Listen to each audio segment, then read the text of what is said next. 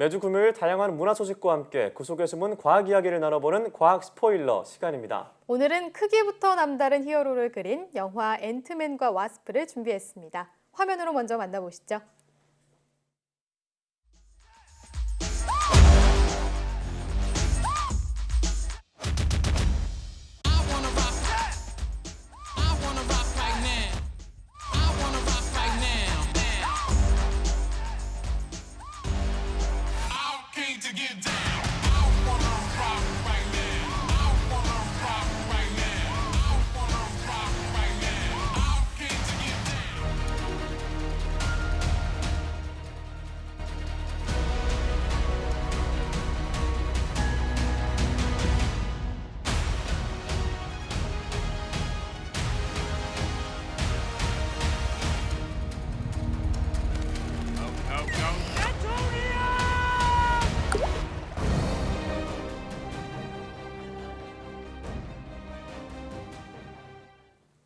네, 오늘도 양회영 기자와 함께 하겠습니다. 안녕하세요. 네, 안녕하세요. 네, 작지만 강한 히어로죠. 앤트맨이 돌아왔습니다. 네.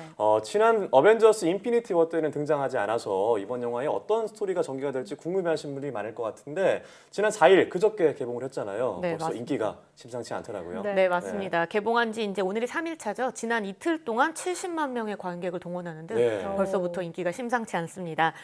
지난 1편이 280만 명을 동원했는데 뭐 1편의 기록을 깰 수 있을지 이 부분도 뭐 물론 기대할 만한 부분이지만 네. 지금까지 10년 동안 마블 시리즈가 동원한 국내 관객 수가 약 9,500만 명 정도 된다고 합니다. 와. 네, 앤트맨과 와스프를 통해서 누적 관객 1억 명 돌파를 할지 이 부분도 기대하고 있는 네. 부분입니다. 오. 이번 영화 이 앤트맨과 와스프는요, 한마디로 가족을 테마로 한 코미디 영화다 이렇게 저는 설명하고 싶은데요. 네. 앞선 1편은 물론이고 뭐 캡틴 아메리카 11호에서도 보여줬듯이 앤트맨이 가지고 있는 크기를 자유자재로 늘렸다는 매력은 영화 곳곳에서 당연히 등장합니다. 네. 그런데 여기에 자동차와 건물은 물론이고 각종 소품을 이용한 이 사이즈 액션이 굉장히 쉴 새 없이 웃음을 터지게 하고요. 네. 또 개성 넘치는 조연들의 활약 덕분에 지루함도 없습니다. 네. 네, 또 거의 남성 히어로 위주의 마블 영화에서 파트너로 등장하는 이 와스프가 굉장히 매력적인데 뭐 액션이나 이야기 모든 면에서 와스프가 앤트맨과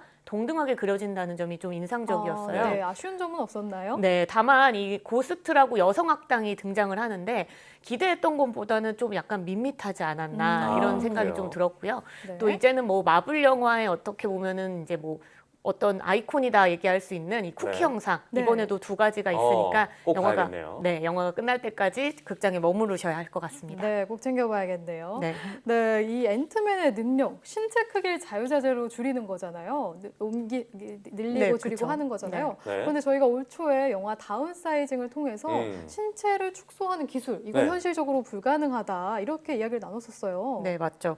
그 다운사이징 때는 사실 뭐 특수 약물을 신체에 주입해서 크기가 줄어든다 뭐 이렇게 이야기를 했잖아요. 네. 앤트맨에서는 이 물체의 크기를 마음대로 조정할 수 있는 피입자라는 게 등장합니다. 네. 물론 이 피입자, 뭐 실제로 존재하지 않는 네. 영화 마블 속에서만 등장하는 마블 영화 속에서만 등장하는 입자죠. 이 피입자는 영화에서 어떻게 나오냐면 원작 간의 거리를 가깝게 바꾸면서 밀도와 강도는 높이는 것이다 이런 식으로 정의가 되는데요. 네. 이 피입자를 이용해서 한없이 줄어들다 보면 이 원자보다 작은 입자로 이루어진 양자 영역에 들어간다 이렇게 나옵니다.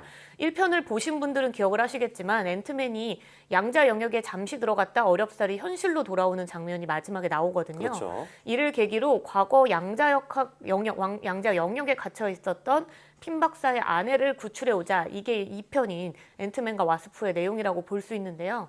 이때 새롭게 등장하는 게 바로 양자 터널입니다. 양자 터널이라고 하니까 벌써부터 좀 이해하기 어려울 것 같다는 생각이 드는데요. 네, 그런데 네. 이제 제가 최대한 쉽게 설명하기 위해서 그래픽을 좀 준비했습니다. 양자 그렇습니까? 터널이 무엇인지에 대해서 네. 조금 쉽게 설명을 좀 해드릴게요. 네. 네. 우선은 계곡 사이에 공이 있습니다. 저 네. 공을 만약에 놓으면 저 공이 어디로 위치하게 될 것 같으세요? 우선 예시를 굴러가다가 왔다 네. 갔다 하다가 가운데 멈추지 않을까요? 네. 저 네. 계곡 사이에? 네. 네. 예시를 보시면요. 몇 번에 있을 것 같으세요? 저 1번입니다. 네, 저는 이번에 최대로 가거나 아니면 그거보다 못 미칠 것 같은데요. 네, 실제로 우리가 학교에서 배운 내용대로라면요, 공은 네. 말했던 대로 최대 2번까지 위치를 움직였다가 네. 네, 실제로 움직이는데 실제로 마찰력이나 저항 때문에 1번하고 2번 사이로 왔다 갔다 하다 1번에서 이제 멈추게 되겠죠. 네. 그런데 만약에 아까 계곡에 있었던 공이 4번의 위치에 있었다. 저 반대편이요. 네. 오. 그러면 저 언덕을 어떻게 넘었을까요? 저거는 이제 더 발로 차거나 네. 바람을 불거나 하지 않는 이상은 불가능하지 그렇죠. 않나요? 외력이 네. 가해져야만 가능할 것 같은데요. 중력만으로는 힘들 것 같은데. 네, 네. 맞습니다. 우리가 알고 있는 지금의 세계에서는 당연히 불가능한 일이잖아요. 네. 하지만 원자보다 작은 미시세계, 그러니까 양자역학에서는 가능한 일입니다. 지금처럼 이 자신이 가진 운동 에너지보다 더 높은 장벽을 넘어가는 게 아니라 그대로 네. 뚫어서 마치 터널을 지나듯이 입자가 이동할 수 있는데 이것을 네. 양자 터널 효과라고 하고요. 쉽게 이해하기 어렵네요. 네, 영화에서는 저렇게 양자 터널을 만들어서 양자 영역의 세계에 들어간다 이런 식으로 이야기를 하는데요.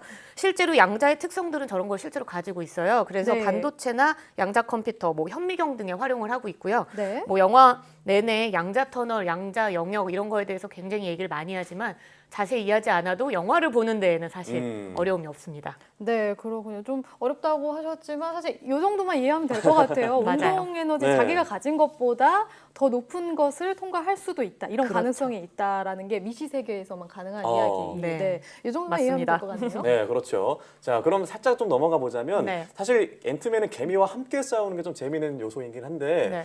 개미가 사람의 말을 알아듣더라고요. 이게 실제로 근데 가능할까요?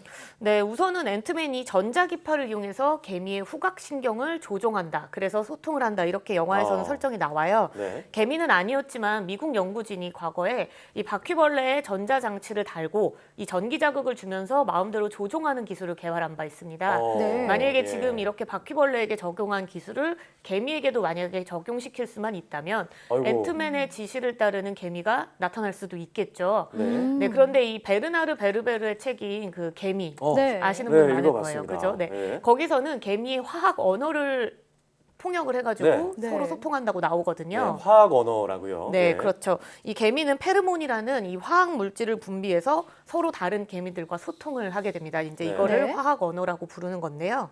이 먹이를 발견한 개미가 페르몬을 분비해서 집까지 가는 길을 만드는데 이거를 냄새길이라고 합니다. 이 냄새길은 페르몬을 이제 굉장히 많이 뿌려놓은 상태긴 하지만 휘발성이 굉장히 강하기 때문에 금방 또 사라지는 게 특징이라고 해요. 네. 그래서 이 남아있는 먹이를 물고 오는 또 다른 개미가 돌아오는 길에 또다시 페르몬을 뿌려서 다른 개미들이 지나갈 수 있도록 도와주는데요. 네. 먹이가 만약에 다 옮겨져서 없어지게 되면 더 이상은 페르몬을 뿌리지 않는다고 합니다. 네, 그렇군요. 그러니까 뒤에 오는 개미는 페르몬이 이제 남아있지 않으면 여긴 먹이가 없구나라고 인지하면 되는 거네요. 네, 맞습니다. 이렇게 페르몬에 의해서 화학 언어로 굉장히 개미가 소통을 많이 하게 되는데 네. 이거 말고도 청각이랑 촉각을 이용해서 소통을 한다고 합니다.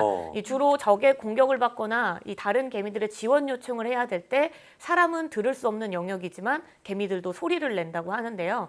하지만 이 화학 언어보다는 효율이나 정확도가 떨어지기 때문에 뭐 자주 사용하진 않는다고 합니다. 네. 개미가 페르몬으로 소통한다는 것은 어렸을 때 과학 시간에 배워서 알고 있었는데 다시 짚으니까 좀 신기하긴 하네요. 네. 자, 그런데 이번에 새로 등장하는 파트너 와스프, 그러니까 말벌을 뜻하는 거죠. 네, 맞습니다. 우리가 사실 벌 하면은 영어 단어로 비를 예. 네. 맞아요. 이렇게 비를 많이 떠오르는데 비는 사실 허니비랑 같이 써서 꿀벌을 많이 아, 사용합니다. 네. 그래서 실제로 와스프는 말벌, 그러니까 사냥벌을 이야기할 때 쓰는 영어 단어라고 생각하시면 되는데요. 네. 이 벌목과에는 개미와 말벌 이런 게 두 개가 모두 다 포함이 됩니다. 아, 두 네. 말벌이나 개미 모두 개체들이 서로 일을 나누고 서로가 서로를 도와가면서 생활하는 사회성 곤충이잖아요. 네. 그래서 이제 앤트맨과 와스프, 그러니까 말벌과 개미는 서로 친척인 셈인데 쉽게 말해서 땅에서 사는 말벌을 개미다 이렇게 보면 된다고 합니다. 아, 그래서 개미인 앤트맨의 파트너가 말벌 와스프가 된 거군요. 네, 그렇죠. 그래서 이제 개미와 달리 말벌에는 이제 날개가 있고요. 네. 그리고 또 벌침과 같은 아주 강력한 무기가 있잖아요. 네. 실제로 이 장수 말벌의 경우에는 가장 몸집이 큰 녀석은 한 50mm 정도 되고요. 또 오. 말벌에 물리면 사람 경우에도 심하면 뭐 식물인간이 그렇죠. 되는 경우도 예. 있을 정도로 말벌은 곤충 중에서도 어떻게 보면 최강자에 속하거든요. 그래서 이 기존의 1편에서 앤트맨이 보여줬던 매력과 다르게 또 이번 영화에서는 와스프가 가지고 있는 강력한 어떤 매력들 이런 것들을 좀 찾아볼 수 있을 것 같습니다. 앤트맨의 매력이야 워낙 다 알고 계실 텐데 와스프가 또 어떤 매력을 보여줄지 또 기대가 됩니다. 네. 자, 그럼 오늘 영화 앤트맨과 와스프의 별점을 확인해 보도록 하겠습니다. 네, 영화 앤트맨과 와스프 별점 4개고요. 웃음 터지는 사이즈는 액션은 물론이고요. 가족애까지 담았습니다. 여기에다가 뭐 알다가도 모르는 양자역학 수업을 듣는 것처럼 과학에 대해서도 자세히 설명해 주니까 뭐 일석이조 모든 걸 느낄 수 있지 않을까 싶습니다.